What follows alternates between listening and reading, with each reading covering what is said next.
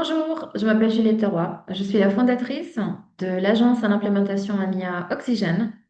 Et aujourd'hui, j'aimerais vous parler d'un sujet concernant la prise de notes durant les rendez-vous, les réunions, etc. C'est un sujet qui est ressorti encore et toujours, puisque j'ai participé à un salon de l'IA un petit mois en arrière, ici en Normandie. Et quand je leur posais la question aux PDG, aux fondateurs des PME, etc., ce qui leur faisait le plus chleux, on peut dire, qui prenait beaucoup de temps, qui était chronophage, qui n'était pas marrant à faire, c'était toujours la prise de notes et ensuite de faire le résumé, d'en extirer les points d'action, de le renvoyer à tout le monde, etc. Donc, c'est un peu un casse-tête nécessaire, puisque justement les réunions, c'est là où les décisions sont prises, il faut que ce soit constaté, etc. Donc aujourd'hui, je me suis permise de faire une petite comparaison entre les 5 plus gros outils qui sont le plus utilisés en ce moment sur le marché en termes d'assistants IA pour la prise de notes. Ce sont des solutions qui peuvent exister soit au niveau dématérialisé pour les réunions en visioconférence ou en présentiel. Donc, en sachant que pour le marché français, c'est toujours très important d'avoir des réunions en présentiel, en personne, et ensuite aussi la question de la sécurité des données, la vie privée, la sécurisation de l'intellectualité, de la propriété intellectuelle, pardon. C'était sur ces critères-là que j'ai choisi en fait et fait des comparateurs et que vous pouvez voir maintenant. Je vais vous ouvrir une petite presse. Hop, quand on va la retrouver. Tiens, voilà. Donc du coup, on va commencer au début. Solution IA de prise de notes. Donc, c'est une analyse comparative, surtout axée sur le marché français, donc maintenant à décembre 25. Première question, sécurité et conformité. Premier point, très très important. Donc, les entreprises que j'ai choisies, je vais bouger un petit peu la fenêtre ici pour que vous voyez. Hop, voilà. Donc, il y a Nota, Plod, Lexi, Otter et TLDB. Donc, niveau conformité RGPD, c'est très important à savoir que c'est quasi tous sont bien alignés, avec deux qui ressortent, donc c'est Lexi et TLDV. C'est-à-dire la vie privée, c'est la sécurisation des données, et puis le savoir que sur Lexi, toutes les données sont hébergées en France. Donc la résidence des données est en France, les serveurs, et TLDV les a dans toute l'Europe.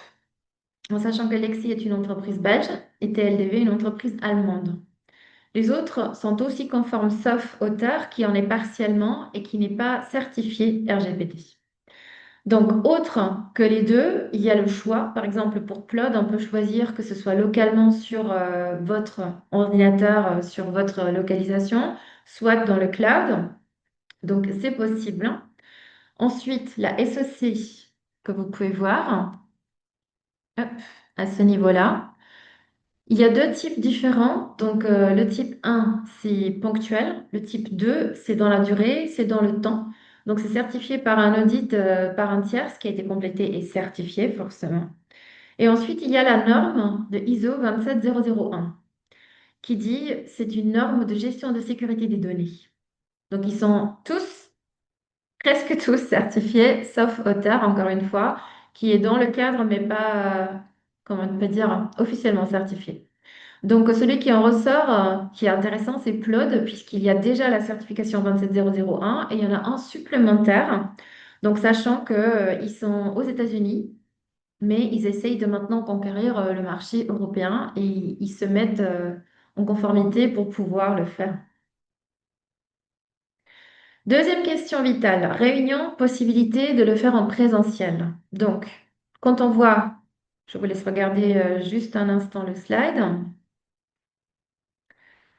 Celui qui ressort, c'est Plod. Il est excellent parce que vous avez un outil qui va avec, c'est-à-dire un petit appareil enregistreur. Donc, avec celui-là, il y a 4 microphones à intégrer. Vous pouvez le poser au milieu de la table, de la salle de réunion, et vous pouvez capter en fait de ce que chaque personne autour de la table, elle dit. C'est excellent en termes de qualité. Et vous avez l'autre possibilité, c'est avec une application mobile. Donc, vous n'avez pas besoin d'acheter du matériel supplémentaire pour pouvoir prendre ces réunions, enregistrer ces réunions en audio. Celui-là, le TLDV que vous voyez à droite, c'est le seul qui est en phase test, en développement, via une application mobile, puisque TLDV à la base n'est pas fait pour des réunions présentielles. C'est uniquement fait pour Zoom, Web Teams, Google Meet, etc. Donc, il peut enregistrer quand c'est en visioconférence, mais pas vraiment en présentiel. Ils sont en train de le tester en ce moment. Donc, question du matériel requis, c'est optionnel pour Nota, c'est obligatoire pour Plod, ce qui fait quand même un coût considérable. C'est unique, c'est un premier investissement. Les autres n'en ont pas besoin. Donc, Lexi et Auteur, c'est soit avec un browser web, soit avec une application mobile. TLDV, c'est en train de développer le côté mobile en ce moment. Le tarif mensuel, hein, très important bien sûr, ce que je comprends, c'est que vous avez souvent trois tranches déjà. La tranche d'entrée gratuite, le starter pour essayer, une pro, donc ce que vous voyez dans la tranche du haut. Dans la tranche du bas, vous avez les modèles business. Donc ils sont tous à peu près dans les mêmes eaux. Je vous ai mis la tarification mensuelle. Donc c'est-à-dire, ça vous laisse la flexibilité de décider si vous avez envie de prolonger ou pas. Donc chaque mois, vous pouvez résilier si vous le souhaitez. Pendant que ce que vous voyez en bas, il y a plus de fluctuations en termes de prix niveau business. C'est un peu plus élevé pour Lexi et TLDV. Mais comme vous le voyez en petite note, c'est que quand vous prenez l'abonnement annuel, ces tarifs peuvent être coupés presque par deux, donc jusqu'à 40 ou 50% de remise. Mais par contre, vous êtes bloqué, soi-disant, pour une année. Voilà. Mais ça vous laisse le choix. Comme ça, vous voyez à peu près combien ce serait l'investissement pour cet outil. Support linguistique, hein. Donc, comme vous pouvez voir, ils ont quasi tous une couverture incroyable. Donc, 58 langues, 112, 120, 30, sauf auteur qui en a que 3, qui est de toute façon, comme on voit dans la comparaison, pas le meilleur pour l'application en France.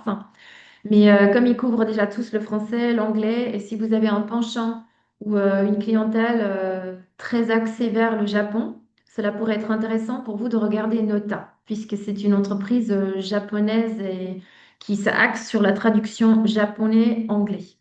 Si vous avez une clientèle plus dans ces eaux-là, ça pourrait être intéressant pour vous.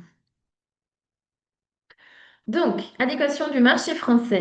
À travers tous ces critères, ce que vous voyez, c'est que celui qui ressort, les deux qui ressortent, ce sont Lexi et TLDV. Lexi étant hébergeur de données en France, avec leur serveur vraiment dédié en France. Ensuite, TLDV, une entreprise allemande qui ont leurs données hébergées en Europe, avec toutes les couvertures nécessaires, RGPD, etc., SOC, et ISO. Ce sont les deux qui ressortent.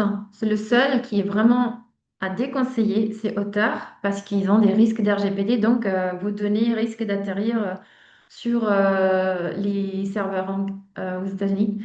Et du coup, en fait, les données de votre entreprise vont entraîner le modèle LLM qui est derrière, peu importe ce qu'ils utilisent. Donc, ça peut être OpenAI ou Anthropic ou voilà, ce qu'ils utilisent derrière.